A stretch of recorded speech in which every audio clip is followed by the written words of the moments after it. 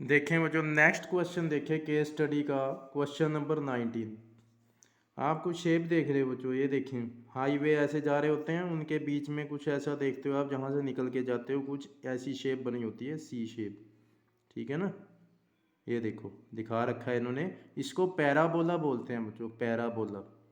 ठीक है, ये दिखा रहे हैं, ये हाईवे अंडरपास, एक हाईवे का जो अंडरपास है नीचे से निकलने वाला जो रास्ता है इस पैराबोलिक इन शेप। ठीक, तो पैराबोला क्या है बच्चों, कहते हैं क्वाड्रेटिक इक्वेशन जो होती है, पॉलिनोमियल जो होती है उसका ग्राफ होता है। इसका जो ग्राफ बनाओगे वो एक पैराबोला बनता है। पैराबोला क्या है, एक सी शेप होती है बच्चों, ये दिखाया हुआ है इस टाइप का, किसी भी डायरेक्शन में हो सकता है वो, ऐसे भी हो सकता है, ऐसे भी हो सकता है, ऐसे भी हो सकता है, ऐसे भी हो सकता है। ठीक, एक्सिस ऑफ सिमेट्री क्या होता है इसका, ये आगे आपको दिखाते हैं। ये इसको बोलते हैं एक्सिस ऑफ सिमेट्री। ये इसका मिनिमम नीचे वाला पॉइंट है जो कॉमन जहाँ से पास हुआ, इसको वर्टेक्स बोलते हैं। या फिर एक्सिस ऑफ सिमेट्री यहाँ से पास हो रहा है, ये उसका ऊपर सबसे यहाँ पे मैक्सिमम, ये वाला भी वर्टेक्स होता है। तो ठीक है, ये कुछ शेप दी हुई है, इसका वैसे यूज़ कोई नहीं है यहाँ पे। तो क्वेश्चन देखें बच्चों, क्वेश्चन सिंपल है आपके, ये किससे है बनाया हुआ, इन्होंने चैप्टर 2 से बनाया हुआ है, ये जो केस स्टडी बनाई है। और फर्स्ट क्वेश्चन देखें, इन क्वेश्चंस का मेथड माइंड में बिठाते रहो बच्चों, वहाँ जब आपके फाइनल में आएगा तो आपने इसी तरह से उनको सॉल्व करना है जैसे मैं बता रहा हूँ, ताकि शॉर्टकट पड़े आपको। अब ये कह रहे हैं if the highway overpass is represented by x square minus 2x minus 8। अभी बता रहे थे ना पैराबोला कुछ इस टाइप का होगा कि उसकी क्वाड्रेटिक पॉलिनोमियल होता है। ठीक है ना, पैराबोला की वो जो है एक्सप्रेशन वो ऐसा होता है। तो ये बना दिया कि हाईवे का जो ओवरपास है वो कुछ उसकी इक्वेशन ये है, उसका एक्सप्रेशन ये है polynomial. Then its zeros are, आपने 2.2 करी है बच्चों, जिसमें हम जीरोस फाइंड करते हैं, फिर सम ऑफ जीरो, फिर प्रोडक्ट ऑफ जीरो का रिलेशन बनाते हैं हम, है ना, माइनस बी अपॉन ए सी अपॉन ए। तो जीरोस कैसे फाइंड करते हो, आप इसके फैक्टर बना लेते हो, फिर वो जो फैक्टर आते हैं उनको इक्वल टू जीरो रख के एक्स की वैल्यू निकाल लेते हो, वो क्या होती हैं, जीरोस। ठीक है, तो यहाँ पे आपके पास जीरो फाइंड करने के दो रास्ते हैं, क्योंकि उन्होंने हमें आंसर भी दिया हुआ है बच्चों, तो आंसर की हेल्प से भी आप जीरो पता कर सकते हैं। तो इनमें से कौन सा जोड़ा सही होगा बच्चों, जो दोनों की दोनों इस इक्वेशन को, इस एक्सप्रेशन को जीरो कर देंगे। जीरो क्या होता है बच्चों, जीरो क्या होता है कि ये अगर ये वैल्यू जीरो है, इट मीन्स ये एक्स की जगह ये वैल्यू जैसे ही आप इसमें पुट करोगे आंसर क्या आ जाएगा, जीरो। ठीक है, तो ये कह रहे हैं इनमें से कौन सा जोड़ा जीरोस का है, या ये दोनों जीरो हैं इसकी, या ये दोनों, या ये दोनों, या ये। तो आपने करना क्या है, इनको एक एक करके पुट करके देख लो। एक्स की जगह पे 2 पुट कर लो, फिर -4 पुट कर लो, दोनों पे इसका आंसर क्या आना चाहिए, जीरो, तभी ये जीरो कहलाएंगी। ठीक है, तो जिन दोनों पे इसका आंसर जीरो आ जाएगा वो इसका आंसर होगा। ठीक है ना, दूसरा ऑप्शन वही है कि आप इसके फैक्टर्स बना लें। ठीक है ना, तो -8 है बच्चों, यहाँ देखें -8 के ऐसे दो फैक्टर जिनको सॉल्व करने पे हमारे पास क्या आ जाए, -2 आ जाए। ठीक है ना, तो -4 इंटू टू क्या होता है, -8 होता है, और -4 + 2 क्या होता है, -2 होता है, ये -2 आ गया ना। तो इसके फैक्टर्स क्या बनेंगे हमारे पास, -4x + 2x -8। तो x कॉमन लिया इन दोनों में से, तो यहाँ से बचेगा x माइनस यहाँ से 4, फिर आगे साइन प्लस का, फिर 2 कॉमन, फिर x -4। तो एक फैक्टर क्या आ गया बच्चों, x + 2, एक फैक्टर क्या आ गया, x -4। ठीक है, तो हम इन दोनों फैक्टर्स को क्या करते हैं, इक्वल टू जीरो रखते हैं। तो एक वैल्यू आ गई -2, फिर x -4 को जीरो रखोगे तो x = +4 आ गया। तो कौन सी दो जीरोज आई हमारे पास, एक +4 और एक -2, +4 एंड दूसरी -2। ठीक है, आगे पीछे हो सकते हैं, नो प्रॉब्लम। तो ये ऑप्शन करेक्ट है आपका। ठीक है, अब दूसरा जो मेथड मैंने बताया था वैसे भी चेक करके देख सकते हो। ठीक है ना, जिस पे दोनों में जीरो आ गया आंसर वो आपका ऑप्शन होगा। अब अगर यहाँ पे मैं पहला ऑप्शन उठाऊँ, एक्स की वैल्यू 2 रखोगे, 2 2 ज़ा 4, 2 का स्क्वायर क्या हो जाएगा 4, फिर -2 इंटू 2 फिर 4 -8। तो ये 4 -4 कट जाएगा, -8 बच गया, जीरो तो आया नहीं। तो यहीं से आपने इस ऑप्शन को काटा मार देना, ये तो हो नहीं सकता। दूसरा 4 और -2 पे आओगे, इस बार क्या करोगे आप, इसमें x की जगह पहले 4 रखो, देखो 4 स्क्वायर -2 इंटू 4 -8 16 माइनस 8 माइनस 8, तो ये प्लस के 16 है, सीधा ही सॉल्व कर लो। 16 में से 8 माइनस किए 8, फिर उस 8 में से फिर 8 माइनस किया आ गया 0। अब दूसरी इस पे 0 आ गया, इट मीन्स इसके चांस हैं होने के। अब दूसरी -2 भी ट्राई कर लो, -2 ट्राई करते हैं। -2 स्क्वायर -2 इंटू -2 -8, तो -2 का स्क्वायर है, स्क्वायर में माइनस क्या हो जाता है प्लस बच्चों, 2 का स्क्वायर क्या हो गया प्लस, ये माइनस माइनस ये भी प्लस हो गया, 2 2 4, ठीक है ना। और ये -8, तो 4 + 4 8, -8 क्या आ गया 0, यानी कि इन दोनों पे ही 0 आ गया जी, ये ऑप्शन करेक्ट है। तो ये दूसरा मेथड है बच्चों। ये किसके लिए बताया, कहीं कहीं बच्चों को अभी भी फैक्टर बनाने नहीं आते, इवन कि ये 8th 9th में आ जाते हैं। तो जिनको फैक्टर्स बनाने नहीं आते वो ऐसे ट्राई कर लेना कि पहले ये वैल्यू रख दो x की जगह, चेक करो 0 आया कि नहीं, फिर ये रखो, अगर 0 आ जाता है फिर दूसरी रखो, दोनों पे 0 आना चाहिए, ठीक है। तो वो इसकी जीरोज़ हो जाएंगी। दोनों मेथड आपको बता दिए मैंने, ठीक है। अगला क्वेश्चन है एक्सरसाइज 2.1 से रिलेटेड बच्चों। तो देख के इनको घबराना नहीं है, क्वेश्चन बिल्कुल इजी है। अगर आप 2.1 को याद करें, 2.1 क्या थी, उसमें एक ग्राफ दिया होता है बच्चों आपको, ऐसे ऐसे कुछ करके आपसे पूछा गया जाता है find the number of zeros. तो नंबर ऑफ जीरोज़ हम कैसे देखते हैं कि ये ग्राफ जो है ये एक्स एक्सिस को कितनी बार टच किया है, कितने पॉइंट्स पे टच किया है ना। किस एक्सिस को, एक्स एक्सिस को, उतनी ही नंबर ऑफ जीरोज़ होती हैं, यानी इसमें 3 जीरोज़ हैं। तो कुछ इससे रिलेटेड क्वेश्चन है, देखो। Zeros of polynomial can be express graphically, number of zeros of polynomial is equal to number of points where the graph of polynomial intersect. देखो एक्स एक्सिस को कि वो नंबर ऑफ पॉइंट काउंट कर लो जो कि जब ग्राफ एक्स एक्सिस को intersect करता है, या ग्राफ वाई एक्सिस को इंटरसेक्ट करता है, या फिर वाई एक्सिस और एक्स एक्सिस इन दोनों में से किसी एक को करता है, या फिर नन ऑफ अबव। तो मैंने अभी क्या बताया आपको, हम क्या देखते हैं उसमें कि एक्स एक्सिस को कितने पॉइंट्स पे टच किया, ठीक है। वो नंबर ऑफ पॉइंट्स जो हैं वो क्या कहलाते हैं, नंबर ऑफ जीरोज़, ठीक है। तो ग्राफ जो है पॉलिनोमियल का वो किसको इंटरसेक्ट करना चाहिए, एक्स एक्सिस को, उन पॉइंट्स को काउंट करते हैं।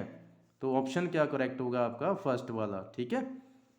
ये वाई एक्सिस नहीं, इसमें वाई और एक्स लगा दिया, यानी दोनों के इक्वल चांस हैं, तो ये भी नहीं हो सकता, क्योंकि श्योरली हमें पता है कि एक्स एक्सिस को ही करना चाहिए।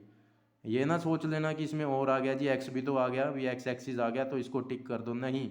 इसमें ये कह रहा है एक्स भी हो सकता है, वाई भी हो सकता है, लेकिन हमें पक्का पता है कि एक्स एक्सिस को ही टच करना चाहिए ग्राफ। कितनी बार पर टच कर रहा है, कितने पॉइंट्स पे, वो ही देता है नंबर ऑफ जीरोज़, ठीक है। तो इसका आंसर क्या आ जाएगा, इंटरसेक्ट एक्स एक्सिस। नेक्स्ट पे आते हैं, नेक्स्ट देखें ग्राफ ऑफ क्वाड्रेटिक पॉलिनोमियल। ये तो आपको बिल्कुल जी केस स्टडी में पहली बार ऐसा हुआ होगा, जो हम 3 क्वेश्चन किए हैं कि हमें कोई आंसर जो है पैराग्राफ से मिला हो, ठीक है ना। तो देखें, ए parabola is the graph that result from a polynomial, इस टाइप की ये क्या होती है, क्वाड्रेटिक पॉलिनोमियल। तो पॉलिनोमियल का ग्राफ कैसा जाता है बच्चों, पैराबोला, ठीक है। तो graph of a quadratic polynomial is a straight line, circle, या फिर पैराबोला या एलिप्स। एलिप्स क्या होता है, ऐसे अंडा अंडा वाली शेप, एलिप्स। तो आंसर क्या आ जाएगा, पैराबोला, ठीक है। ये पहला आंसर होगा जो हमें कहीं केस स्टडी में पैसेज से मिला है। नेक्स्ट देखें, the representation of highway underpass whose 1 0 is 6। एक तो हमें 0 दे दी बच्चों, दूसरा क्या दिया हुआ है, सम ऑफ 0 इज 0। एक तो 0 की ही वैल्यू दे दी हमें, 1 0 गिवन है, 1 0 कितनी है 6। दूसरा हमें सेकंड 0 नहीं दी, सेकंड 0 की जगह हमें क्या दे दिया, सम ऑफ 0 दे दिया कि वो कितना होगा 0। तो कहते हैं उस क्वाड्रेटिक पॉलिनोमियल की हमें इक्वेशन बना के दो, क्या होगी, ठीक है। अब क्वाड्रेटिक पॉलिनोमियल की इक्वेशन अगर आपको याद हो तो हम कैसे बनाते हैं, x square minus sum of 0 into x plus product of zeros.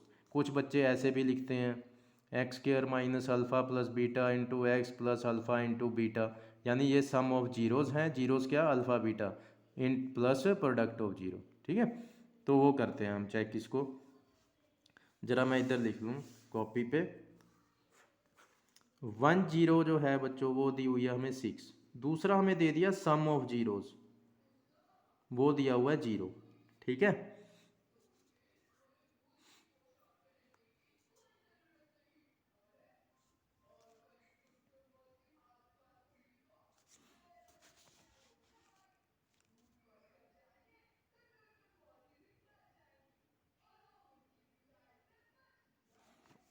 तो लेट करते हैं बच्चों।